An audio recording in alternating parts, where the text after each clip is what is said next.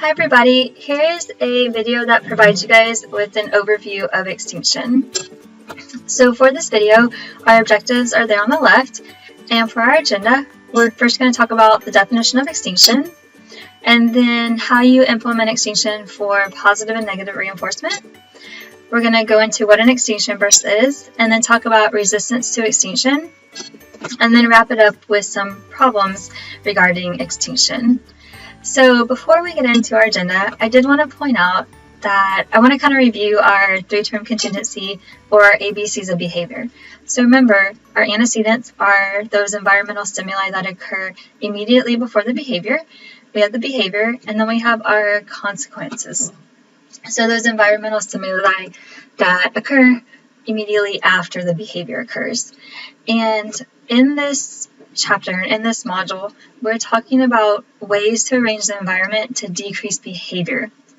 And all of the interventions and strategies that we talk about in this part of the course are what we call consequence interventions. So they all deal with the C part of our ABCs, or the consequence part of the three-term contingency. So just going to keep that in mind. Also, there's 4 levels. So level 1 are those reinforcement-based strategies, so all of your differential reinforcement strategies, your non-contingent reinforcement. If those don't work, you move to level 2, which is just terminating reinforcement or extinction. And if that doesn't work, then you want to start getting into some punishment procedures, which should be levels 3 and levels 4. Levels 3 and 4. This video, we're focusing on level 2, or extinction. Okay, so extinction is when you have a behavior that has been previously reinforced and you no longer provide the reinforcing consequence. And therefore, if the previously reinforced behavior doesn't produce the reinforcing consequence anymore, then it's going to decrease in the future. So for example, you have a child who tantrums at bedtime, and when the child tantrums, the parent comes in and gives the child attention. So we have the behavior being the child tantruming and the consequence being attention. So with extinction, you're no longer going to provide the reinforcer. The reinforcer is attention. So if we put this behavior under extinction, then the child is going to tantrum and the parent is not going to pay any attention to the child. So we are no longer providing this reinforcing consequence, and therefore the child is less likely to engage in tantruming behavior at bedtime, so the future probability of the behavior is going to start to decrease. Now, there are different ways to implement extinction with regards to positive and negative reinforcement. So remember, both positive and negative reinforcement, you have a response that occurs, and then with positive reinforcement, a stimulus is presented. Negative reinforcement, an aversive stimulus is removed, but both of these, because they're reinforcement, they increase the future probability of the response.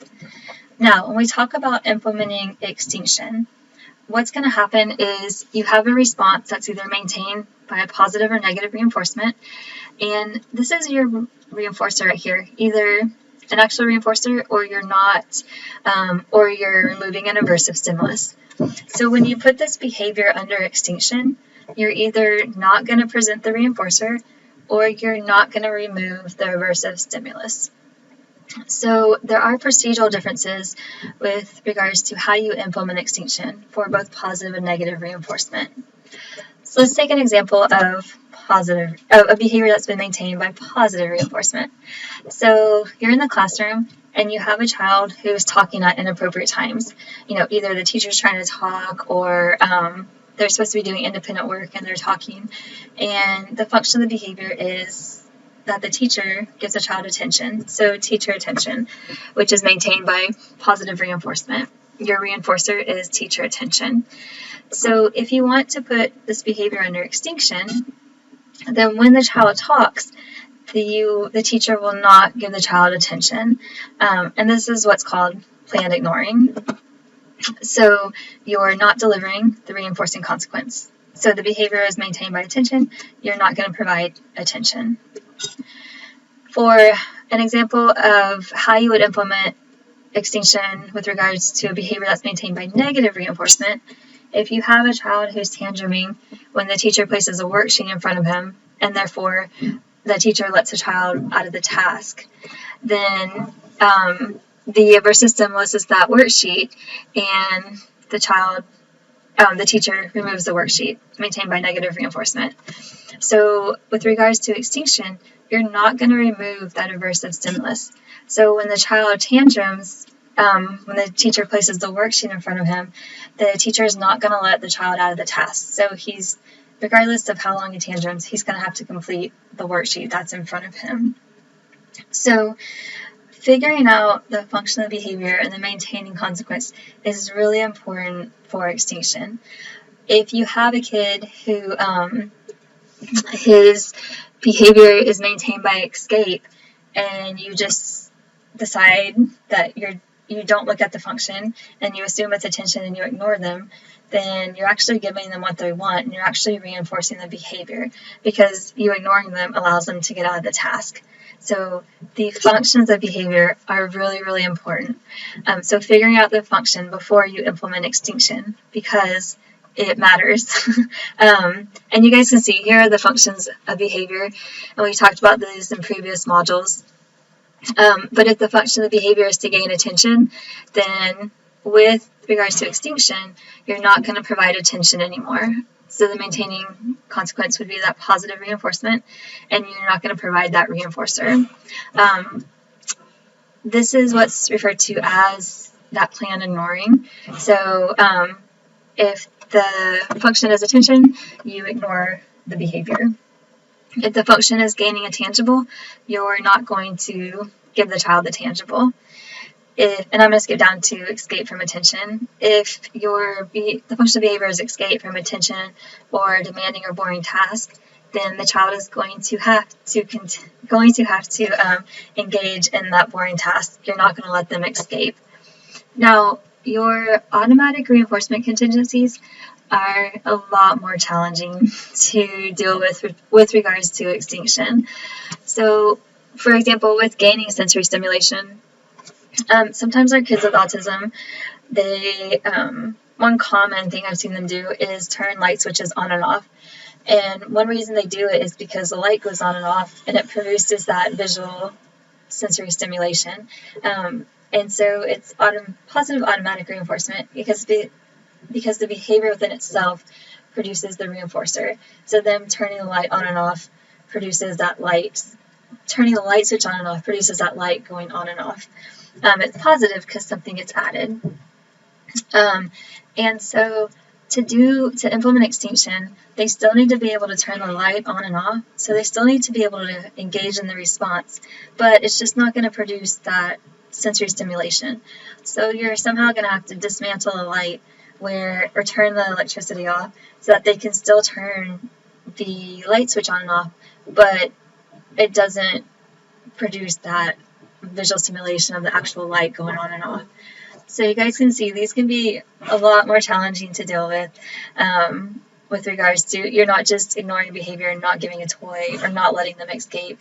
You have to figure out, what sensory stimulation is maintaining the behavior, or what are they trying to escape from, and then you either have to figure out a way to not provide that sensory stimulation or not let them escape from it. Okay, and one other comment is that a lot of people think that extinction means ignoring. Remember, your definition of extinction is that you're not providing the reinforcer to a response that's been previously reinforced. So whatever the reinforcer is that is maintaining the behavior, you're not going to provide that reinforcer. Now, if the behavior is maintained by attention, then yes, extinction would mean ignoring. But if the behavior is maintained by escape from a demand or escape from a task, then if you just automatically ignore the behavior, you're giving the kid what he or she wants, and you're actually reinforcing the behavior, because ignoring them is allowing them to keep engaging in the behavior and not doing the task. So extinction does equal ignoring when the function of the behavior is attention. But if the function is not attention, then ignoring the behavior is not going to work, or it's even going to increase the behavior. So keep that in mind. Extinction is not providing the reinforcing consequence. So, yeah. All right. Something else that you guys might see with extinction is what we call an extinction verse. So I know I have Brad Pitt on my slides, but you guys can think of yourself in this situation as well, because I'm sure this has probably happened to you guys. But we have Brad Pitt here, and he's attending classes at U of H, and right next to his classroom, there's a Coke machine. So every time before class, he goes in, he puts his dollar in, he presses the button, and he gets a Coke. Cool. He does this every class. So one day, Brad Pitt walks up to the Coke machine, puts his money in, presses the button, and does not get a Coke. So think about when this has happened to you guys. What do you typically do before you leave? And most people will press the button lots and lots and lots of times, so it'll increase in frequency. They'll press it for longer times, because remember, usually you just press the button and you get your Coke. They might press it for 10 or 15 seconds. They'll press it more forcefully, and then you also might get some novel behavior, and some aggression, some emotional responding. So people might kick the machine or shake it before they eventually leave. And so that's what we call an extinction verse. So a lot of times, right when you implement extinction, you're going to get an increase in the frequency, duration, or intensity of the behavior before the behavior starts to decrease. So look at this graph. We have, these are data, hypothetical data, on the duration of crying. So we have minutes of crying right here, and during baseline, this child is crying between 10 to 15 minutes. We implement extinction right here, and we see that you get an increase in the behavior right here before it starts to decrease. And this is your extinction burst. So basically, the problem gets worse before it gets better. You're going to get that increase in frequency. So duration, the kid is going to cry for longer. The intensity of the crying is going to increase. And you might get some novel behavior, some emotional responding and aggression. So with the kid, he might now start hitting the wall or kicking the wall. And so you get a worse version of the problem behavior before it starts to decrease. This is really, really important to realize, because some people think, like right when they implement extinction and the behavior gets worse, that it's not working. But if you get an extinction burst, that means that extinction is working. The second thing that's important with extinction burst is that you have to be able to get through the extinction burst without reinforcing the challenging behavior. If you can't do that, then you don't want to implement extinction. Because take this crying, for example. If this is your child and you put this behavior on extinction and your kid is screaming and crying more intensely and crying for longer periods, because now this kid is crying for about 25 minutes and your kid starts hitting the wall, a lot of parents can't take that, and they go in and they reinforce the problem behavior and they provide attention. Well, when you reinforce at the top of this extinction burst, you've actually reinforced a more intense, worse version of the challenging behavior. So keep that in mind. If you see the behavior get worse, extinction is working, and you cannot go in, or you really don't want to go in there and reinforce the behavior until you don't want to reinforce the behavior with an extinction burst, because you're going to reinforce a more intense version of the behavior. And you guys might see extinction bursts. We see these all the time. If you are dating somebody and you break up and they text you tons of times before they stop texting you, that's an extinction verse. So when you guys are dating, they text you, you write them back, they get positive reinforcement. You break up, they text you, you don't provide that reinforcement anymore, you don't provide them the attention, and you're going to see them texting you tons and tons and tons of times. So best to just not respond and wait till the texting, and the texting will start to decrease. One other thing that we talk about with regards to extinction is what we call resistance to extinction. So this is the fact that how long does the behavior persist once extinction is implemented. So the longer it takes for the behavior to decrease, we say that there's more resistance to extinction. The quicker the behavior decreases, the less resistance to extinction. So basically, how long does an individual continue to respond even after reinforcement has been removed? Resistance to extinction, or the behavior taking longer to decrease, is desirable when you're trying to increase or teach a new behavior. And this refers to maintenance. So how long is the behavior maintained, essentially? You want new appropriate behaviors to maintain for longer periods and be more resistant to extinction. Undesirable behaviors, however, you do not want to have more resistance to extinction because you want challenging behaviors to decrease very quickly. With regards to resistance to extinction, the type of reinforcement schedule really plays a role in how resistant to extinction the behavior actually is. So take, for instance, the Coke machine example and then a slot machine. So Coke machines, typically a continuous reinforcement schedule. You put your money in, you press the button, you get a Coke. So continuous reinforcement, or FR1 schedule. And then you have your slot machines, which is on a partial reinforcement schedule.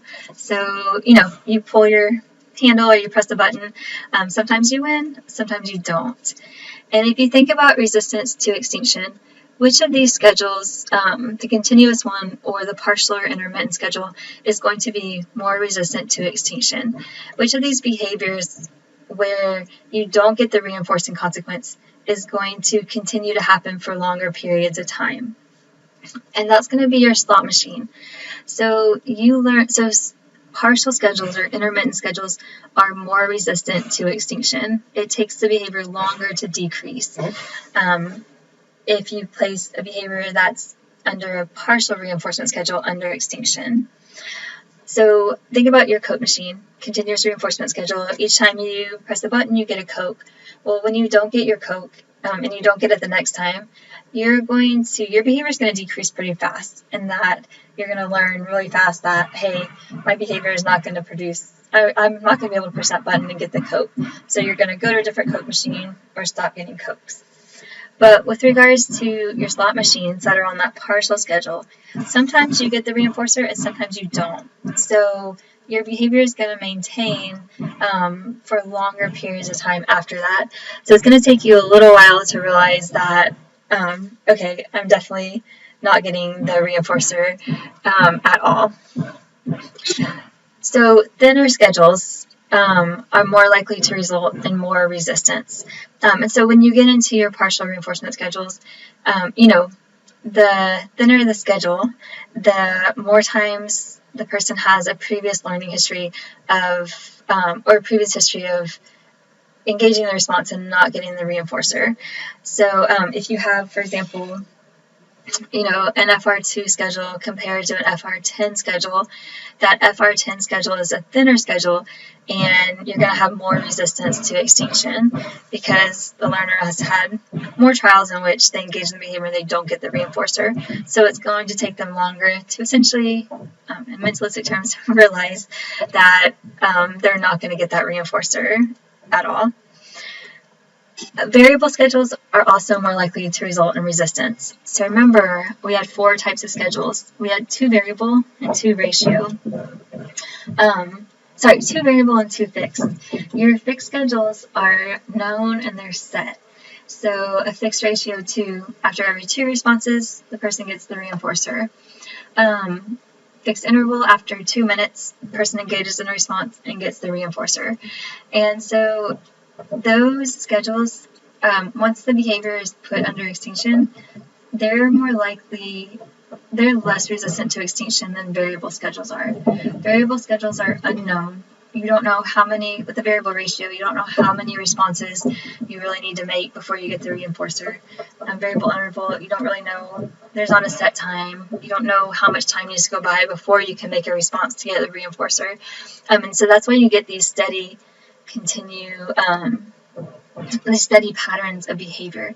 And so since variable schedules are unknown and unpredictable, it takes the learner longer to realize that they're not getting the reinforcer. So variable schedules are more likely to result in resistance to extinction. Okay, a couple of things for you guys to be aware of with regards to extinction. First one is that extinction can be slow. So remember, you get that extinction verse, and then it might take a while for the behavior to decrease. And so if you implement extinction, realize it's not going to be this really quick decrease in the behavior. It is a delayed reaction. Secondly, if you're in the classroom and the behavior is maintained by attention from peers, it can be really hard to put that behavior under extinction. It can be really hard to control attention from other peers. And so one example is that you can do is what we call the good behavior game. And so this was actually in the Sawyer article that you guys read a couple of modules ago, I guess before spring break. But you basically, teach a class and work with the class to ignore the problem behavior, and they get points and you make it fun. So that's something to look into if you guys have a kid who's engaging in a problem behavior that's maintained by peer attention. Also, realize that extinction verse. Remember, problem's going to get worse. The problem behavior is going to get worse before it gets better, and you're going to have that increase in frequency, intensity. You might get some aggression. So if you have a really severe problem behavior, you might want to think first before you implement extinction. Are you actually going to be able to get through the extinction verse? If the kid has severe aggression, the aggression is going to get even more severe. So is that something that ethically that you want to do? Also, you might see that after the behavior has put under extinction and after the behavior has decreased, and a period of time goes by, you might see the behavior start to recover, and you might see instances of the behavior again, and we call that spontaneous recovery. You also might get some imitation or reinforcement from others. So if a kid sees that another kid is engaging in a challenging behavior and they're getting away with it because the teacher is using planned ignoring, then they might start to imitate that behavior as well. And then the last thing to kind of be aware of with extinction is that it doesn't generalize very well. So if you place a behavior under extinction in math class, it might not generalize to reading class. So, or it might not generalize to a different teacher. So you're going to see that behavior increase again in different settings and with different teachers and things like that. Alright guys, so we talked about definition of extinction. We talked about procedural differences between and implementing extinction for behaviors that are maintained by positive and negative reinforcement.